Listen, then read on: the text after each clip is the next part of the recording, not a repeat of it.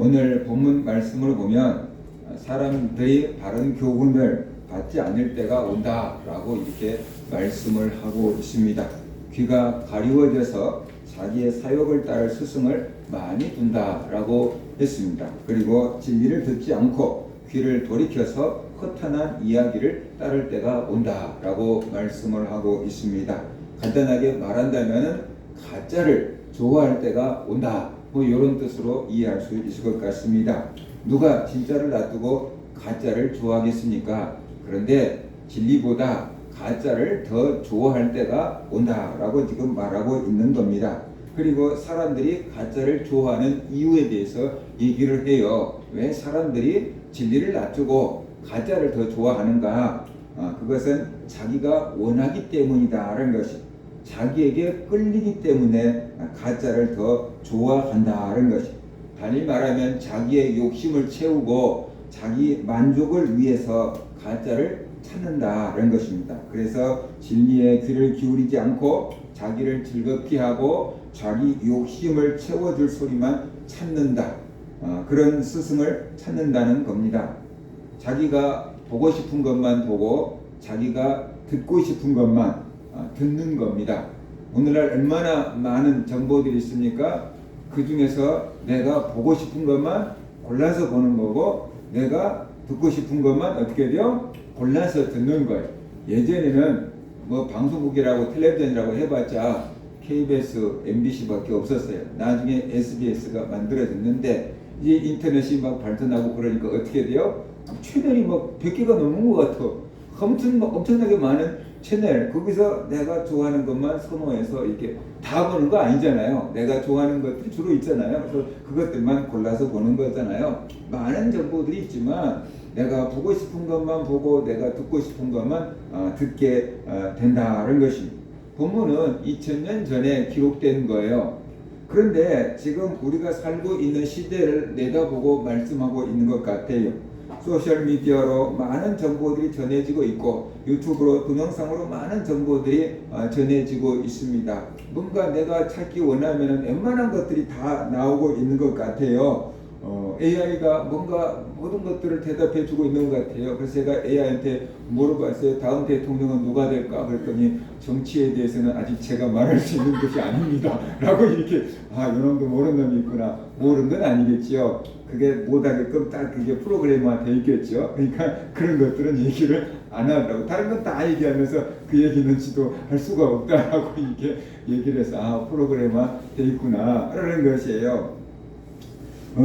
아무튼 유튜브에서 많은 정보들을 우리가 얻을 수도 있습니다. 뭔가 하나를 검색하면은 그 알고리즘에 의해서 비슷한 것들이 계속 떠오른다는 것이, 제가 가끔 유튜브에서 새롭게 하소서 관전 프로그램을 봤어요. 그랬더니 어느 날 이런 제목이 떴어요. 사탄을 어떻게 이해하고 대해야 하는지, 사탄을 연구하는 일타 강사, 그리고 물음표가 탁 찍혔어요. 그래서 뭐? 사탄을 연구하는 일타 강사라고 뭐 새로운 게 있을까 하고 들어봤죠.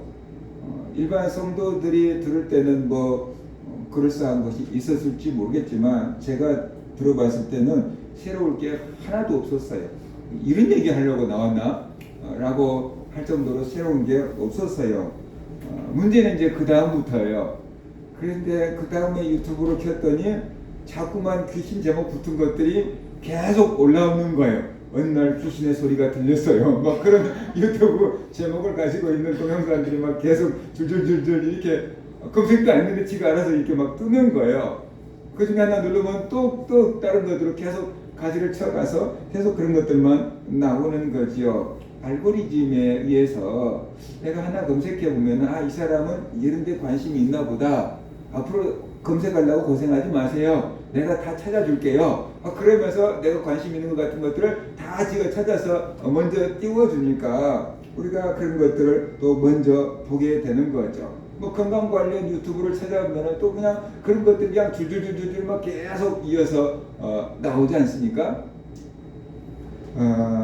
우리가 어떤 것을 하나 찾아보면은 그와 같은 것들이 계속 이어져서 보게끔 만들어요.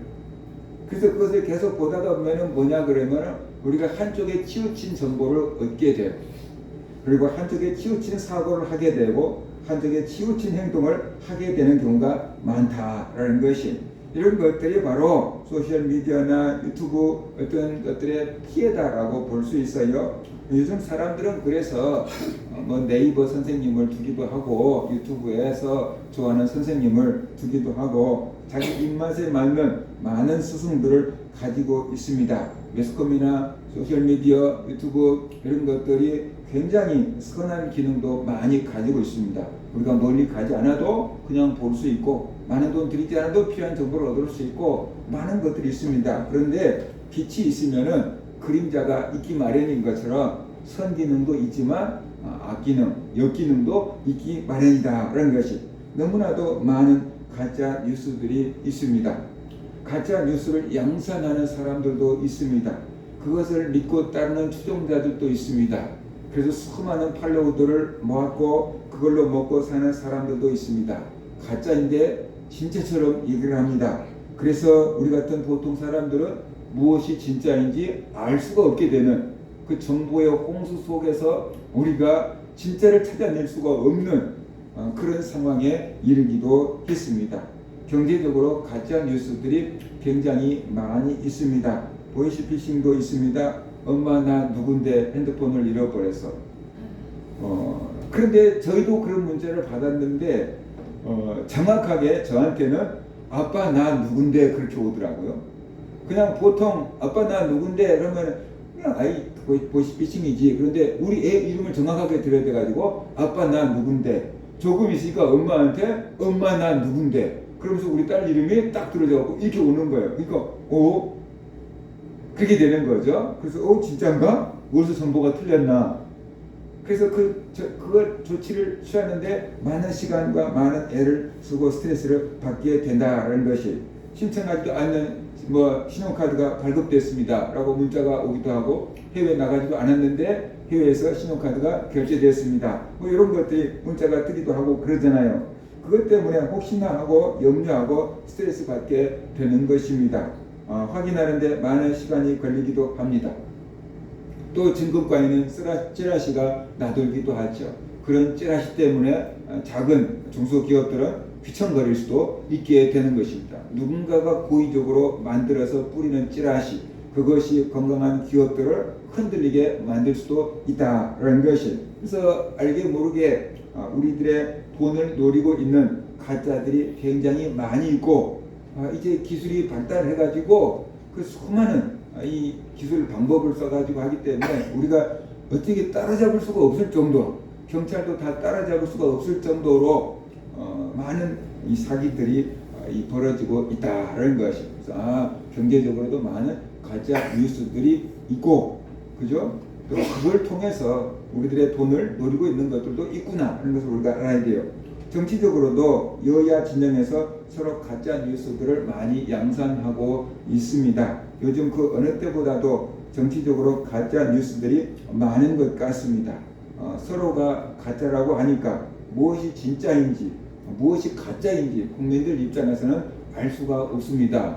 그래서 내가 좋아하는 당의 말을 믿고 그냥 무조건 따라가 버리는 그런 경향들이 많은 것 같습니다. 자기들에게 불리하면 가짜 뉴스라고 공격을 합니다. 자기들이 불리하면 가짜 뉴스를 단속하겠다고 합니다. 가짜라서 단속하겠다는 것이 아닙니다. 그러면은 먼저 법정에 가서 그게 가짜인지 아닌지부터 확인을 해야 될 거 아닙니까? 자기들에게 불리하기 때문에 단속하겠다는 거로 보입니다. 자기들에게 불리한 뉴스를 차단하겠다는 것이죠. 여러 가지 가짜 뉴스를 통해서 국민들을 선동하고 있습니다. 정치적인 색깔로 국민들을 양분하고 있습니다. 그래서 가족 간에도 정치적인 문제로 논쟁과 다툼이 벌어지기도 합니다. 이제 조금 있으면 설입니다. 가족들이 만나서 정치 얘기하다가 보면은 한 가족들이 다 똑같은 정치 색깔을 갖고 있지 않을 겁니다. 그죠? 그러면은 이게 이제 문제가 되는 거죠. 저희 형님 집에도 형님하고 자녀들하고 정치 색깔이 달라요. 그래서 아버지가 자녀들한테 이렇게 말하면 그럼 투표 안 해버려요. 이렇게 얘기하기도 하고 그런 경우를 봤어요. 교회 안에서도 정치 색깔이 다르죠. 그래서 성도들 간에도 정치 얘기하다가 보면은 벌써 마음에 틈이 생기는 겁니다. 그리스도 안에서 하나라는 것은 오간데가 없어지고 니는 저쪽 편 나는 이쪽 편 그렇게 생기기도 하지요.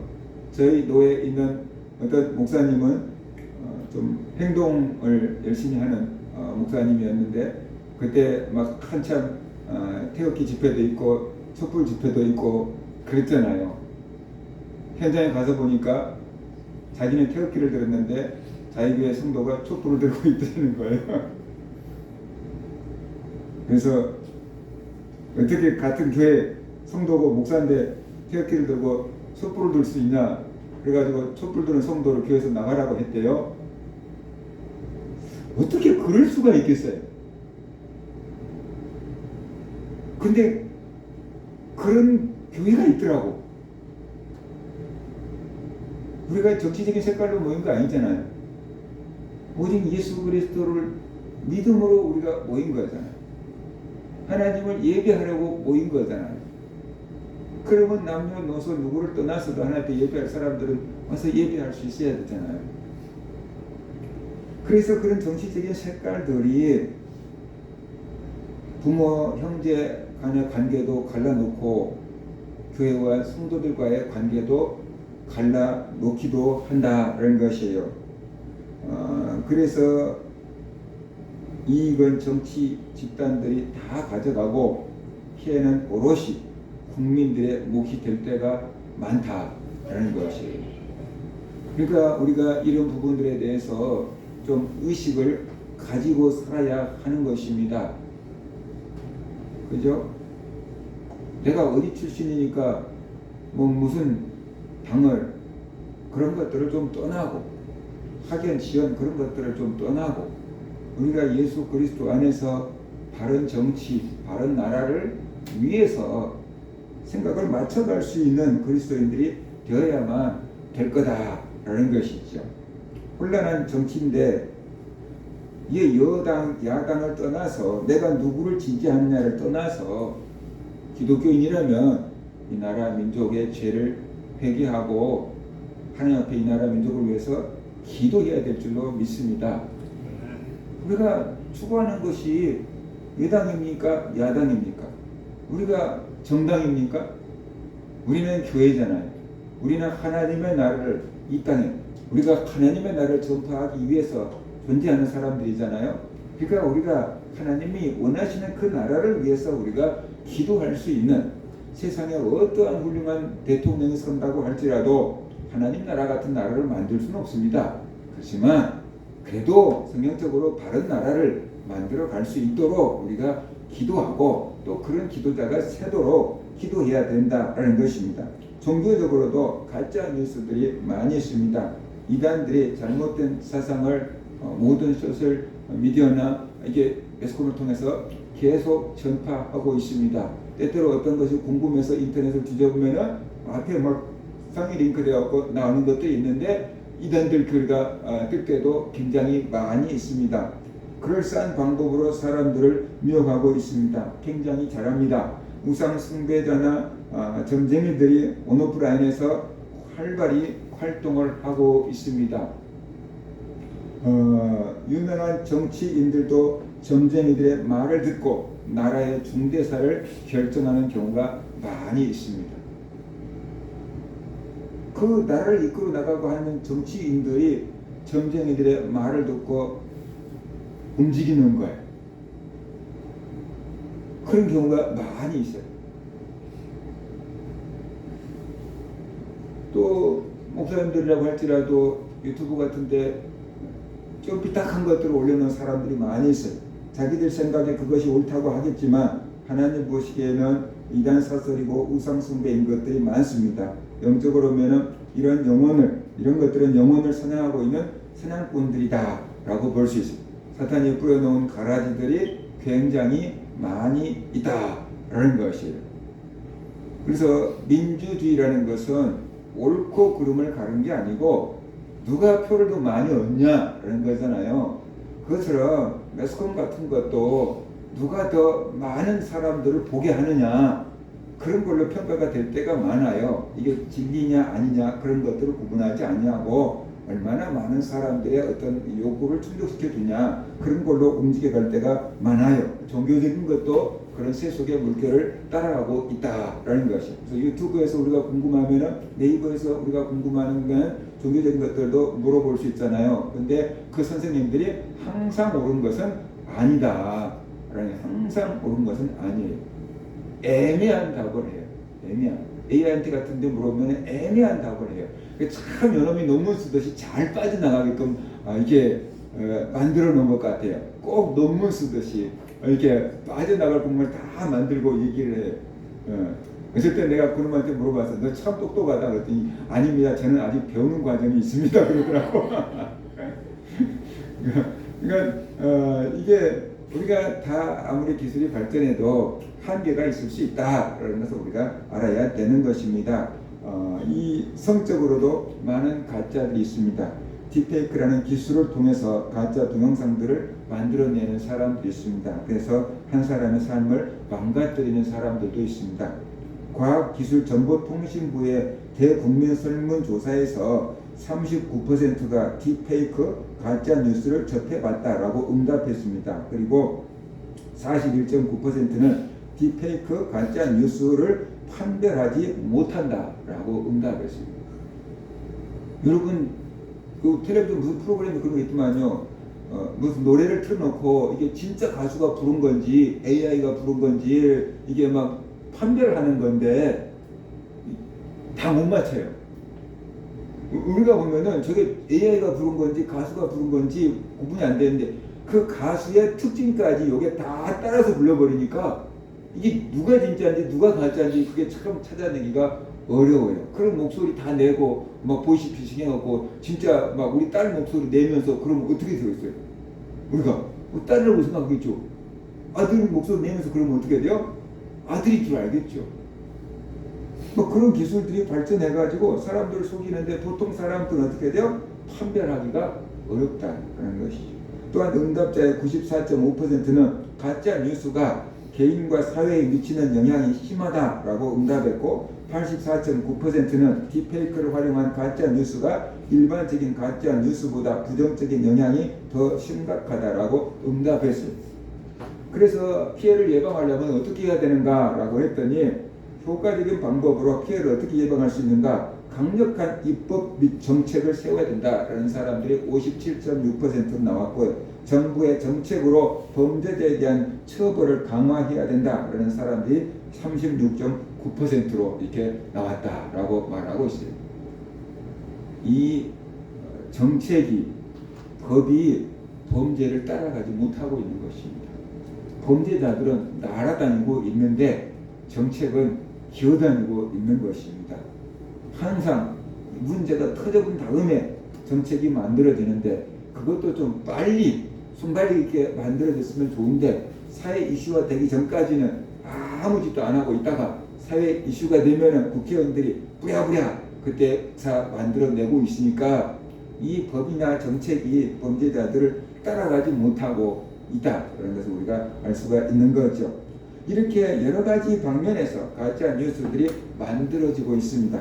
가짜 뉴스를 믿고 따르는 사람들도 있습니다. 그렇기 때문에 가짜 뉴스들이 없어지지 않는 겁니다. 이런 현실을 볼 때 오늘 본문은 꼭 오늘날 우리가 살고 있는 시대를 미리서 내다보고 얘기한 것처럼 보입니다. 이런 시대일수록 우리는 정신을 차려야 되고 분별력을 가져야 될 줄로 압니다. 진리를 알아야 됩니다. 그래야지 자유를 얻게 된다라는 것이. 가끔 뉴스를 보면 팩트체크 그런 뉴스가 있더만요. 사람들이 막 있는데 그 이제 팩트체크 기자들이 가서 다 확인해 보는 거예요. 그러면 그거 아니고 요겁니다. 속 시원하게 해주면은 그때 그것이 가짜구나 라는 것을 우리가 알게 되고 더 이상 그런 것에 속지 않게 되지요. 귀를 즐겁게 해줄 스승을 두기보다 우리 영혼을 살릴 수 있는 진리를 찾아야 한다는 것입니다. 진리에 목마를 수 있는 사람들이 되어야 됩니다. 의에 목마른 자들이 되라. 그런 사람들이 복이 있다라고 했습니다. 수많은 정보 가운데서 우리는 진리를 찾아야 됩니다. 분별해야 됩니다. 앞으로 더 많은 정보들이 쏟아지게 될 겁니다. 그 많은 정보들 중에서 좋은 게 있고 안 좋은 게 있는데 우리가 어떤 것을 선택해서 보고 듣느냐에 따라서 우리의 정신이나 마음이나 우리의 삶의 행동이 영향을 받게 될 것입니다. 그래서 우리 기독교인들은 분별력이 필요하다. 어떤 것이 진짜고 어떤 것이 가짜인지 분별할 수 있는 분별력이 필요해요. 그런데 그 분별력이 이거다라고 탁 기법을 알려줘 버릴 수 있다고 한다면은 얼마나 좋겠습니까? 그런 것이 있다고 한다면은 속지 않을 것이고, 속지 않는다면 더 이상 가짜 뉴스들이 발붙일 수가 없게 될 겁니다. 그런데 우리가 이 가짜 뉴스를 분별할 수 있는 정확한 분별법 딱 이렇게 갖다가 그냥 잘처럼 뭔가 잴 수 있는 자를 갖다 주는 것처럼 줄 수 있다 그러면 좋겠지만 그런 방법은 쉽지가 않습니다. 그렇다고 무차별적으로 우리가 속으면서 살아갈 수도 없습니다. 그러니까 우리는 그런 속에서 어떻게 분별하면서 살아갈 수 있을까를 고민할 수 있는 그런 성도들이 되었으면 좋겠습니다. 양정혜라고 한국언론진흥재단 선임연구원이 쓴 가짜뉴스 어떻게 대응해야 할까 하는 글을 보니까 그 글에서 가짜뉴스 근절 대책을 세 가지로 이렇게 얘기를 했어요. 첫 번째로 국가가 공적으로 개입해서 가짜 뉴스를 규제해야 된다라고 얘기했고요. 그 다음에 두 번째, 온라인 공간인 플랫폼 기업들의 자율적인 규제 노력을 해야 한다라고 했고, 세 번째로 미디어 이용자의 정보 품질 평가 분석 능력을 함양해야 한다라고 이렇게 말하고 있어요. 이때 이런 것들이 지켜지면 좋은데 제대로 잘 지켜지지가 않잖아요. 나름대로 자기들은 노력을 한다고 하는데 그걸 다 피해서 가짜뉴스를 계속해서 만들어내고 있으니까 국민들이 혼란에 빠진다는 것이. 가짜뉴스에 속지 않으려면 분별력이 필요합니다. 분별력을 갖기 위해서 제가 몇 가지 한번 제 나름대로의 방법을 말씀을 해보면은 이런 거예요. 첫째로 말하는 사람이 누구인지 그 사람의 소속을 알 필요가 있다라는 것이. 그리고 말하는 사람의 의도가 뭔가를 우리가 생각을 해보라는 거죠. 어떤 방송을 하는 사람이나 글을 쓰는 사람이 있을 거 아닙니까? 그런데 그 사람이 소속한 단체가 있어요.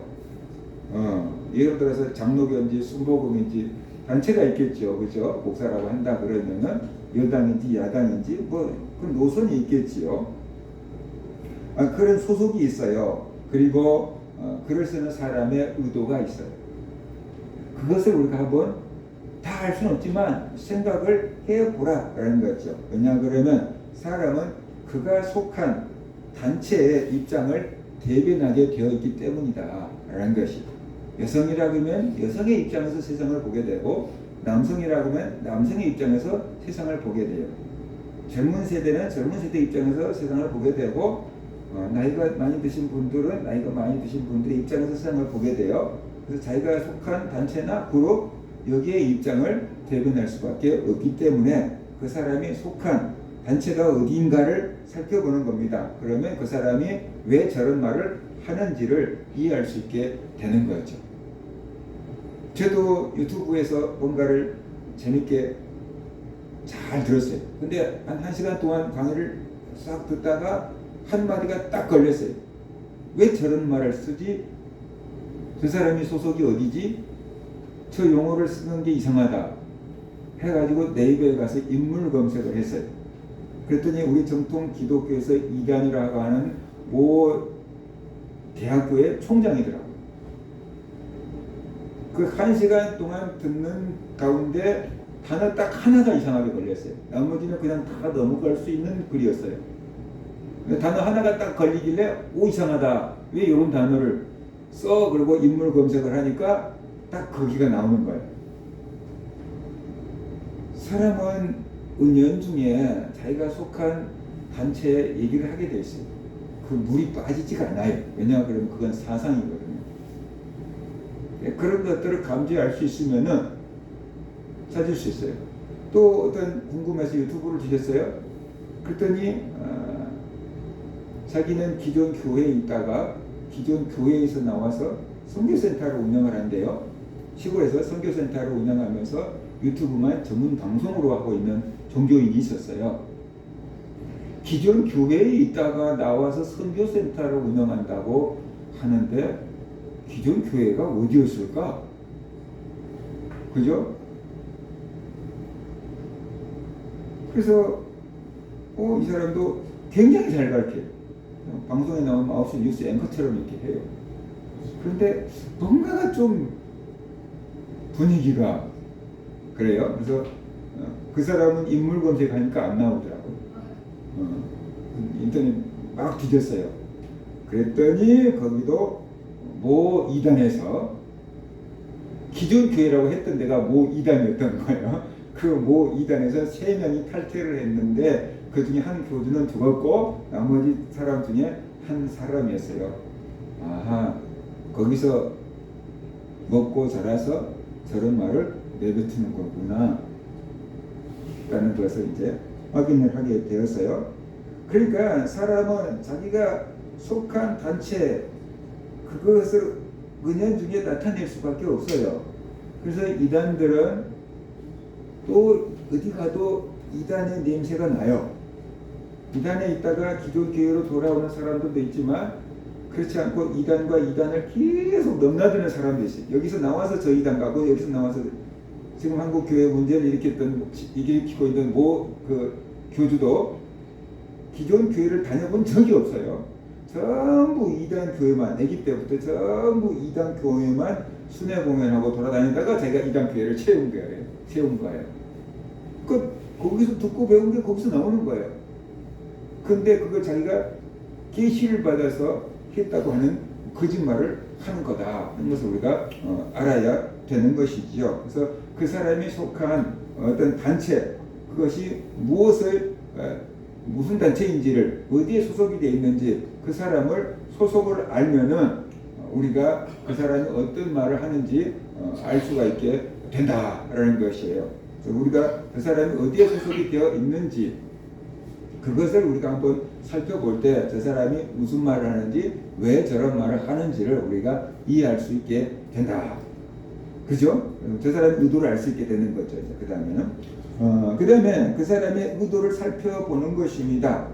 저 사람이 진짜 사실을 전하려고 하는지 아니면은 국민들을 선동하려고 하는지 그 의도를 알아야 되는 거죠.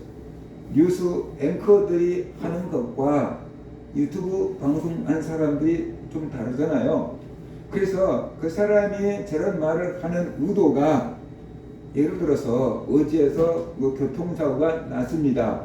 그죠? 그렇게 사실을 전해주려고 하는 건지 그 교통사고가 났는데 그 원인을까지 파고 들어가서 얘기하려고 하는 것인지 그것을 어떻게 다르게 이용하려고 하는 것인지 모 연예인이 이렇게 마약을 시작했습니다. 그게 이제 사실을 전하려고 하는 것인지 그걸로 딴 것을 덮으려고 하는 것인지 그런 것들을 우리가 한번 살펴봐야 된다는 것입니다. 사실을 전하는 사람들은 용어가 담백해요. 그런데 선동하려고 하는 사람들은 그 용어가 과격한 용어를 선택해서 쓰는 것입니다. 사람들의 마음을 움직일 수 있는 과격한 용어를 선택해서 쓰는 겁니다. 그러니까 팩트에 힘이 있는 게 아니고 이 팩트를 가지고 저 사람을 움직이는 여기다가 중점을 두고 얘기를 한다는 것이에요. 그러니까 그 용어가 과격해질 수밖에 없고 선동가적인 용어를 쓸 수밖에 없게 되는 것이에요. 그래서 그런 용어들을 가만히 살펴보면은 저 사람이 지금 사실을 전하려고 하는가 아니면은 국민들을 선동하려고 지금 자극하고 있는가 그래서 자기 뜻을 이루려고 하는가 그것을 우리가 의도를 파악해야 된다는 거죠. 의도를 파악하면은 우리가 그 사람에게 넘어가지 않을 수 있잖아요. 그러니까 저 사람이 나에게 친절을 베풀어.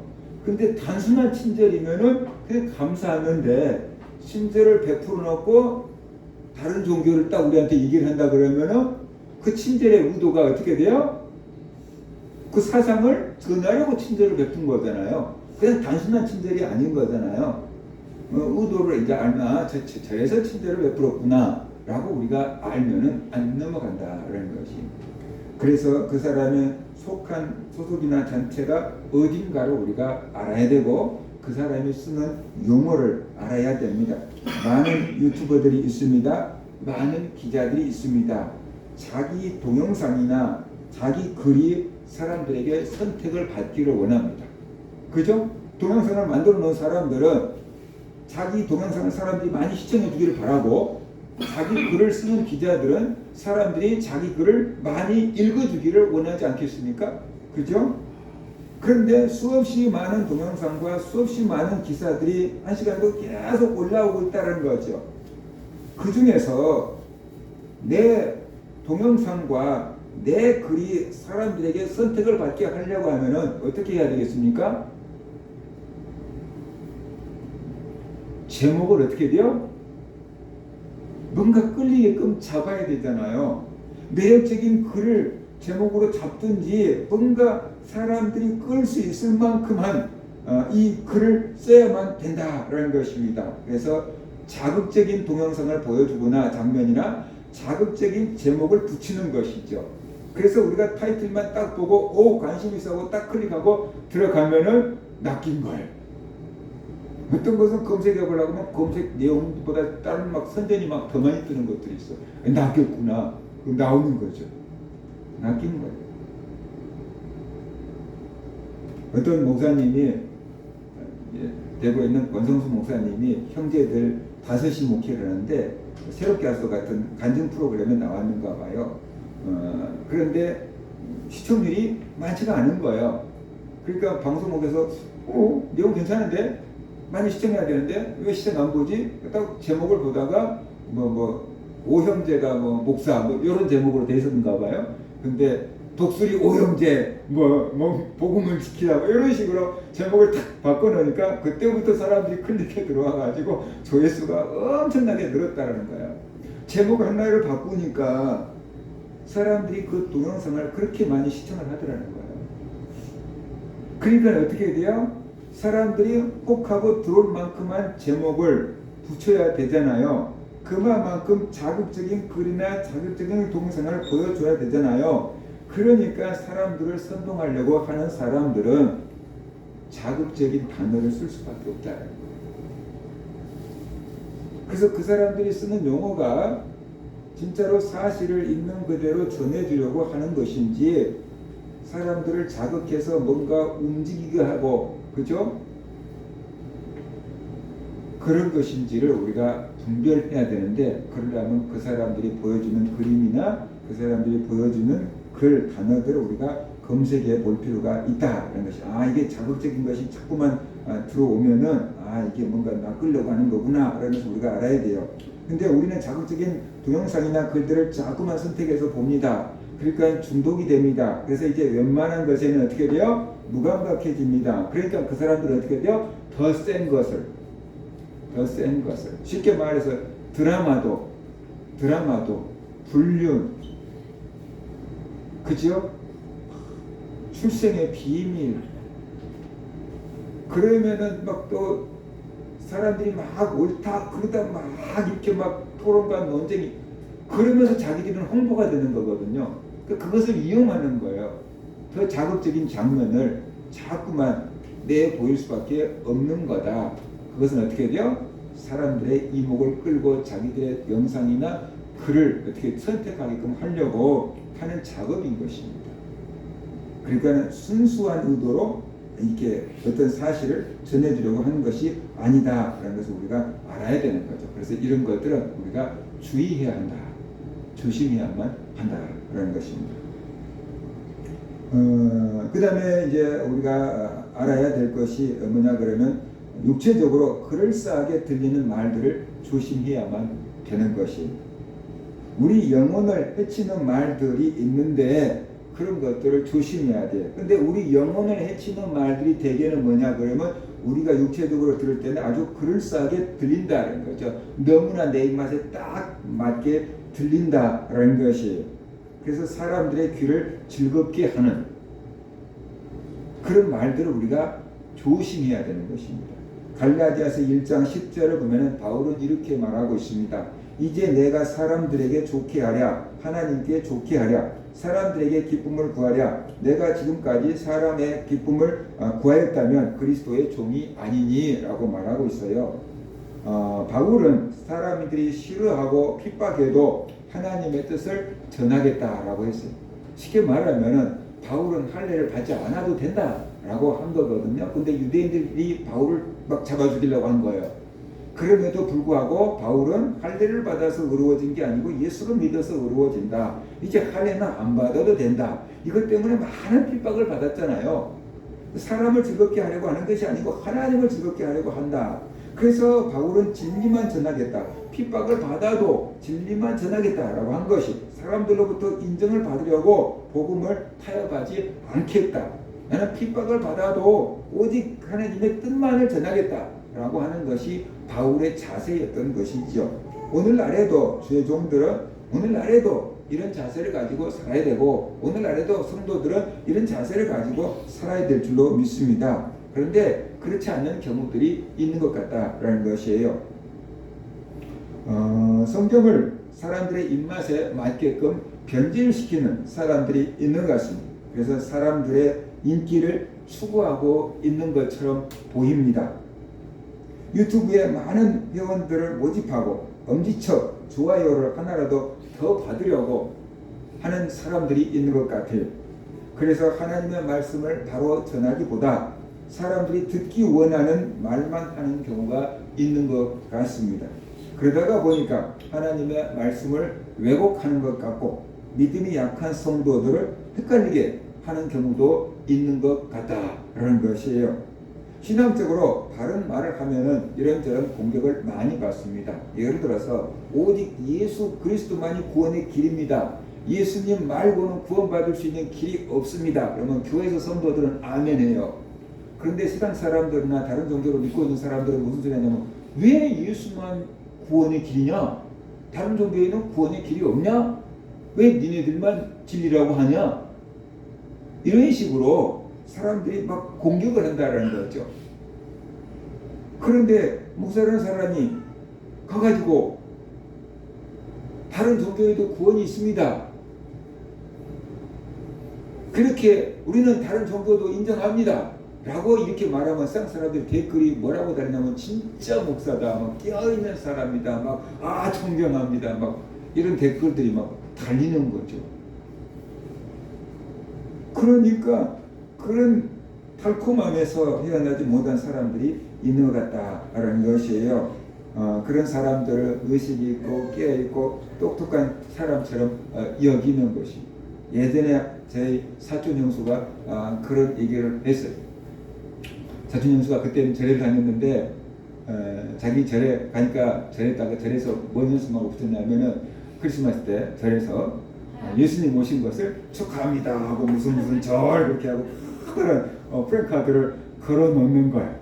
또 그 절하고 교류하는 그 교회를 가면은 또 4월 초파일 날 부처님 오신 것을 축하합니다 하더라는 연수막을 이렇게 걸어 놓는 거예요.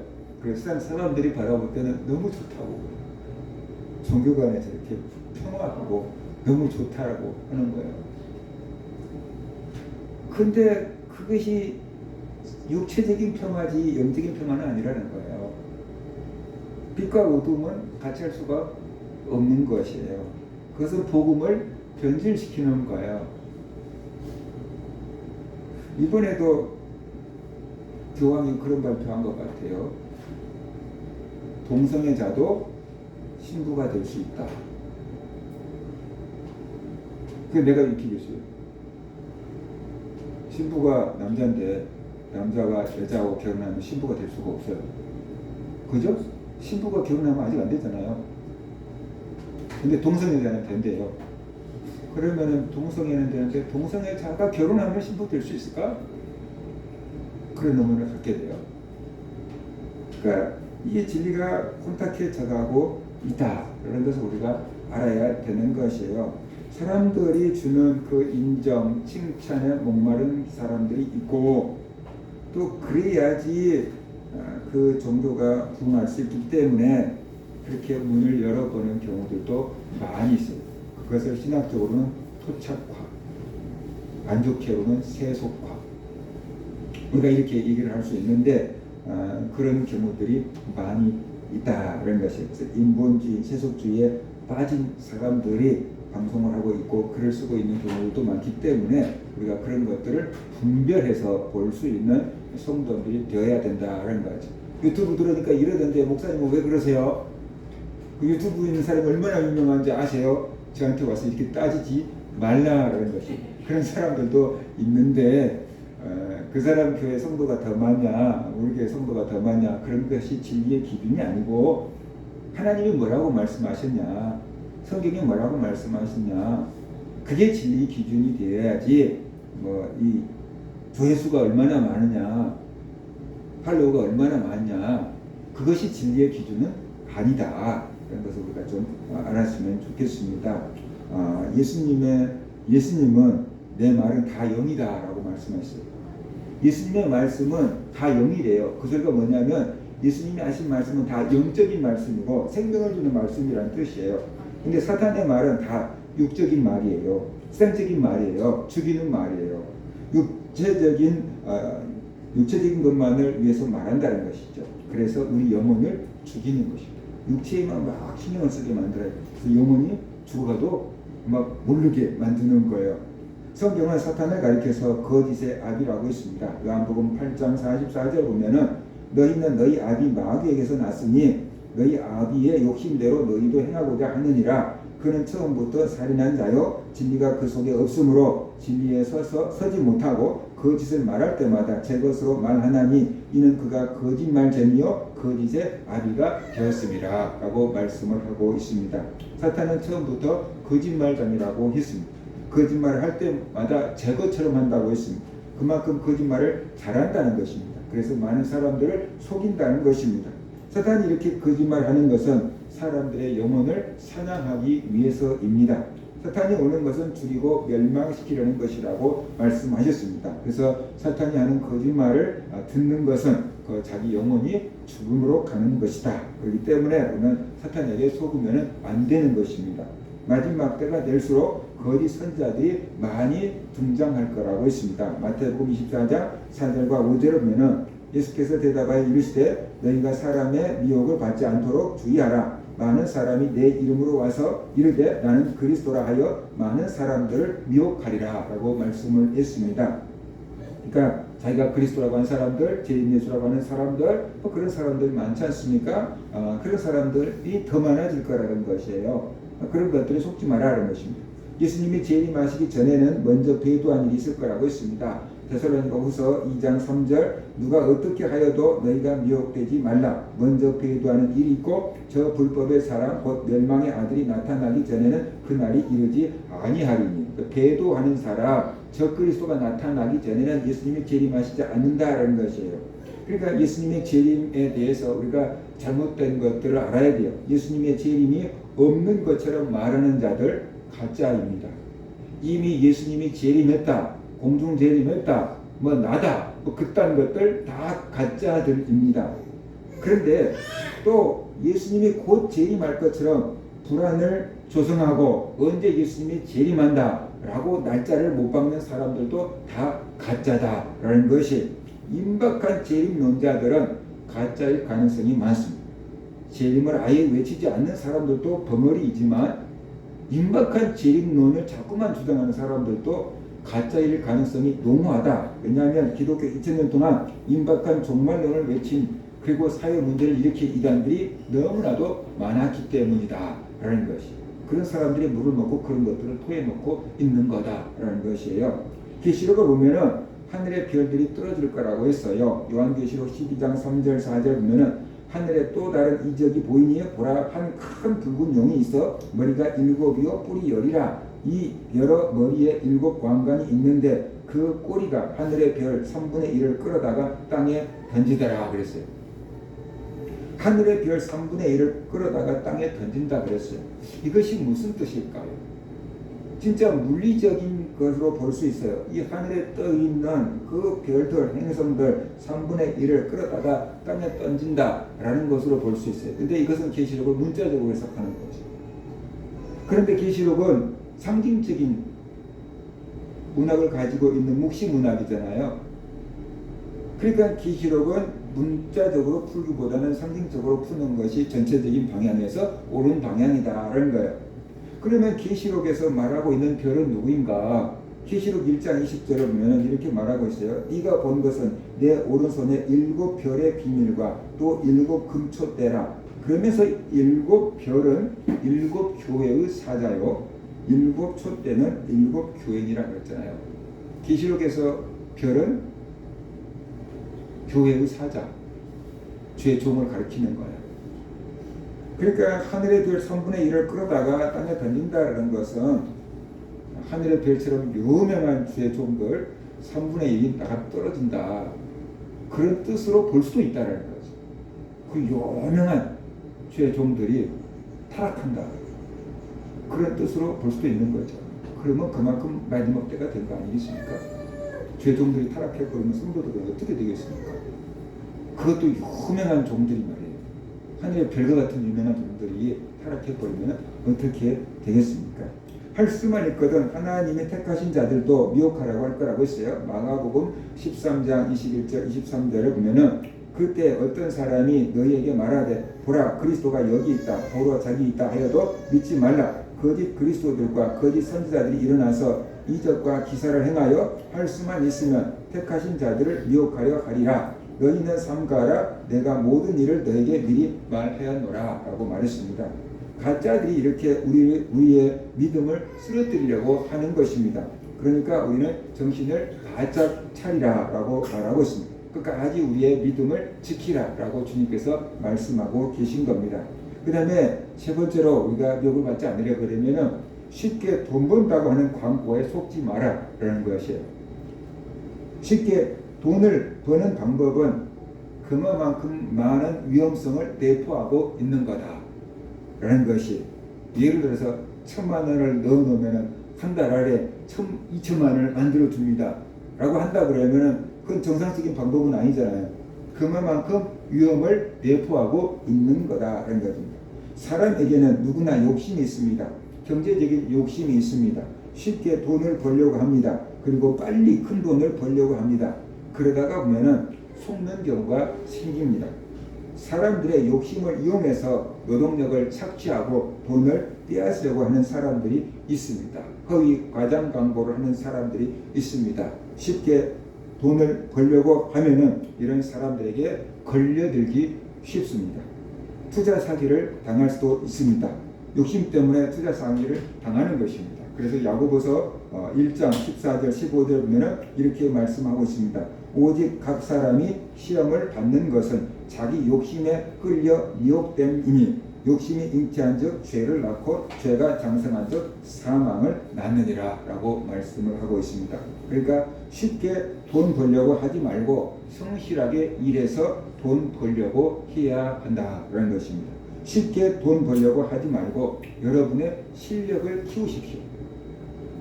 쉽게 돈 벌려고 하지 말고 여러분의 실력을 키우세요. 쉽게 돈 벌려고 하지 말고 여러분의 가치를 높이세요.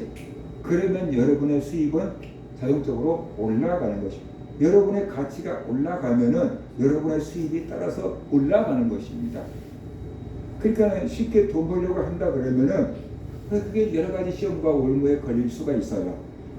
그러지 말고 여러분의 실력을 키우고 여러분의 가치를 높이면 수입도 높아진다라는 그런 마음을 가지고 우리가 살아갈 때 세상 사람들의 유혹에 넘어가지 않게 된다. 결론을 본다 그러면은 오늘 본문에서 때가 이르니 사람이 바른 교훈을 받지 아니하며 귀가 가리워서 자기의 사욕을 따를 스승을 많이 두고 또 그 귀를 진리에서 돌이켜 허탄한 이야기를 따르리라 라고 했는데, 이렇게 가짜를 좋아하고 가짜를 따라가는 이유가 하나 있다는 거예요. 그게 뭐냐 그러면 자기의 사욕을 따라 그런다 그러잖아요. 이 욕심을 채우기 위해서 그런다는 거예요. 자기의 욕심. 그런데 그 욕심이 육체적인 욕심, 세상적인 욕심을 채우려고 가짜들을 자꾸만 따르게 된다, 추구하게 된다라고 말하고 있어요. 야고보서도 각 사람이 시험을 받는 것은 자기 욕심에 끌려 미혹되기 때문이다라고 야고보서도 얘기를 하고 있어요. 그러니까 이 욕심이 지나치면 탐심이 되고, 이 탐심이 지나치면 결국엔 죽게 되는데, 이 욕심 때문에 많은 사람들이 이 가짜를 따르고 있다는 거죠. 가짜를 좋아하는 이유가 바로 그 욕심 때문이다 라는 것이, 자기에게 그게 끌리는 거거든요. 그런 요구가 있기 때문에 끌리는 거거든요. 그래서 우리가 세상적인 욕심을 내려놓아야 된다는 거죠. 세상적인 욕심을 내려놓고 우리 영혼이 사는 길을 선택해야 한다. 그럴 때 우리가 올바른 분별력을 가지고 살아갈 수가 있을 것이다 라는 것입니다. 세상 사람들의 말에 흔들리지 않냐, 하나님의 말씀에 딱 무게중심을 두고 믿음을 지키며 살아가는 그런 성도들 되시기를 주의 이름으로 축원합니다. 하나님 아버지, 우리를 불쌍히 여겨 주옵소서.